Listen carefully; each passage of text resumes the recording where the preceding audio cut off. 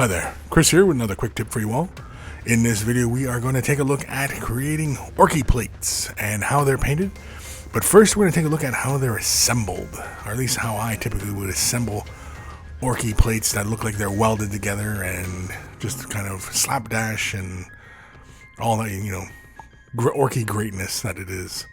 And so for that we're going to start off with some 1mm plastic card. You can go with thinner, but it tends to be very flimsy, and you can go with thicker and it'll give you something, look like really kind of heavy armor plates. But I find that the 1mm is plenty good for that, or around the 1mm mark anyway. Working with this stuff is really easy. You simply just have a nice sharp X-Acto blade, and here I'm just winging it. You can basically just score in a line with your sharp X-Acto blade, and then score in another line. I'm basically making a box or a rectangle here, and from that score line you just simply bend the plastic card and it will snap and form a nice clean line, rather than trying to press and muscle your way through, cutting the entire way through. It's very easy to just simply score the surface and then just kind of bend the plastic, and it will break and make a nice clean line for you, as you can see here. And so all you do is just basically rip off random parts and create odd shapes and things like that. And so one of the things was creating armor plates that look like they're ripped off from Space Marine vehicles. And so with this plate here, I figured I would make it kind of look a bit like the one of the leading edges on the a Rhino, where it kind of has this tapered front. And so here you can see I just take off this little triangle piece, and that one piece in my right hand there kind of reminds you of like the Rhino plate on a Rhino. And so I didn't throw away the triangle either, because we can use that for something else. And so once you have all your shapes together, if you're attaching them to a vehicle, you can arrange them as you see fit. Here I'm making kind of basically like this little odd kind of shape here. Again, it's just good to test fit. For roughing up the edges, because they will have nice clean edges on the plastic card, just very carefully here, cut little notches. I often apply pressure and add an angle to where the side that will be painted. I will angle the blade inwards that way, so that they're more of a chunk kind of taking out the side that's kind of facing the viewer as it was. And so very careful here, you can see I'm just kind of going around cutting little chunks here and there, and you can rough it up like great big gouges out of it, or you can kind of like shave it as you were and apply different pressure as you run the blade along an edge, and that'll give you also varying thickness. And also you can come back and cut like a deeper notch into something, and just kind of randomize it right up. And you see here I'm just really quickly kind of shaving through.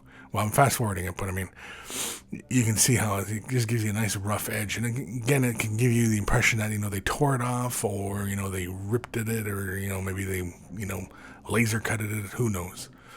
Here you can see, again, I'm just kind of just shaving it and applying different pressure as I go around. And I do that pretty much to all the pieces as I work my way through all of them. Again, making them all look fairly rough and, orcified, and, just basically just kind of keeping it kind of random. Again, you can see it's just basically shaving, and I'm always trying to make sure I'm keeping the blade away from myself. Sometimes can't help it pointing the blade towards yourself, but anyway.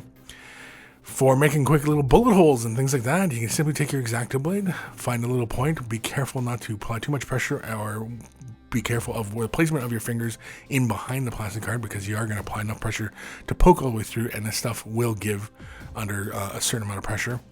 And basically just find a little point and turn the blade, and then once I've drilled a hole, then again I come back in and at a very steep angle to the hole, a shave around the hole, and that kind of gives you that impression of an edge, like it's kind of blown out some of the corners and everything like that, and it's not just a neat little drilled hole.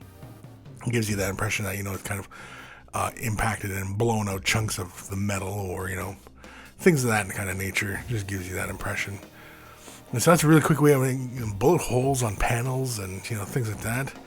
And for this one here, I'm going to a very steep angle to the armor plate. I'm going to apply pressure with the blade, and this is going to kind of give me a bit of like a scratch mark, or like maybe it was a chopped into the armor plate and took a big gouge, but not all the way through, and kind of just, gouged out the metal, and or maybe it was, Tyranid claws or scratching at the metal, and the orcs picked up a piece of it, or, whatever you can imagine, For this little triangular piece here, I'm going to make it look like it's maybe it was a part of a panel line or something like that.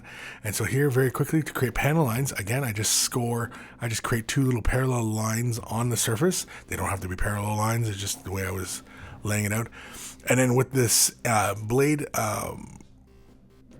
perpendicular to the surface, I simply just follow the line and drag the X-Acto blade tip through the scored line, and that basically gouges out any of that plastic in that area, and it gives you a little line.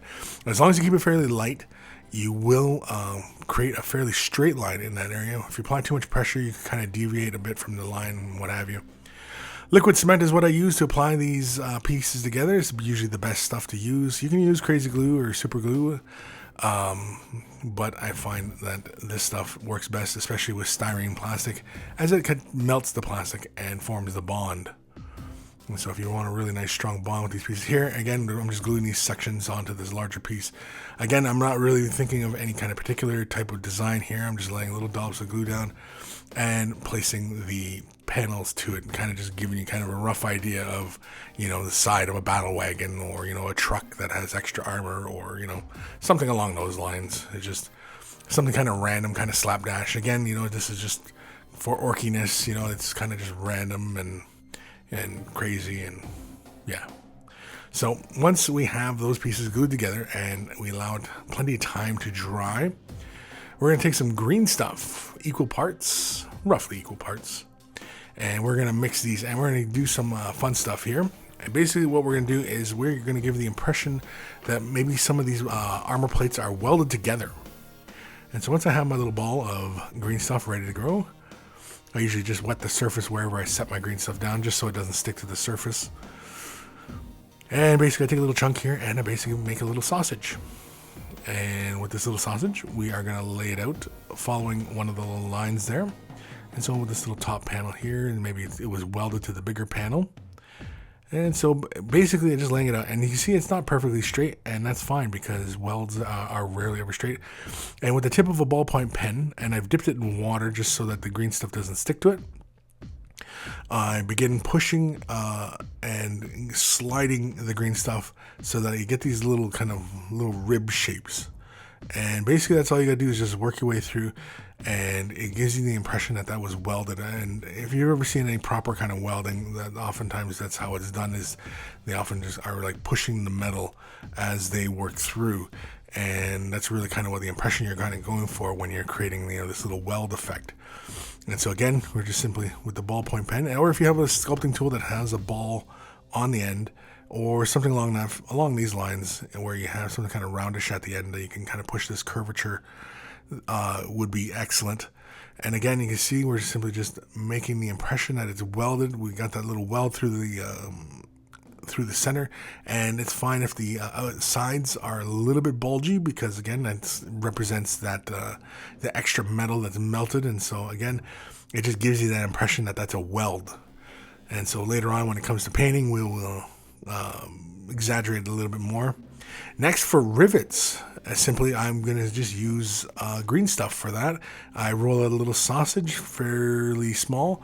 Again, I wet the surface so that the green stuff doesn't stick to my surface here, and we allow that to cure.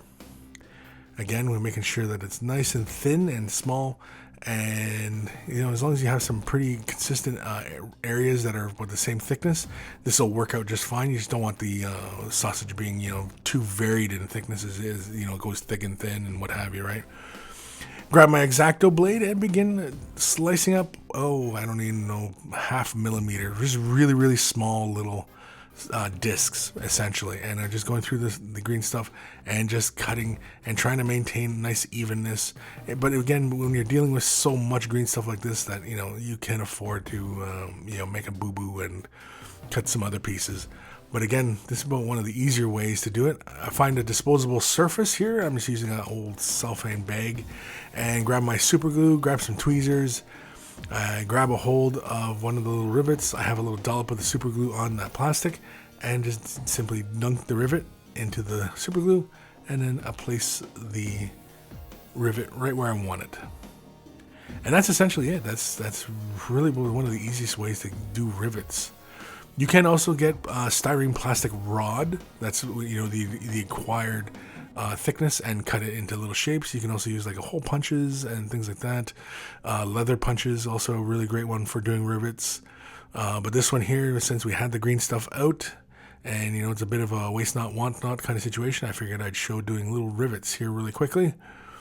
But that is about it. And so you take that super glue and you apply it, and of course you should use super glue when doing this for green stuff and plastic, because it's the only thing that's going to really bind the two.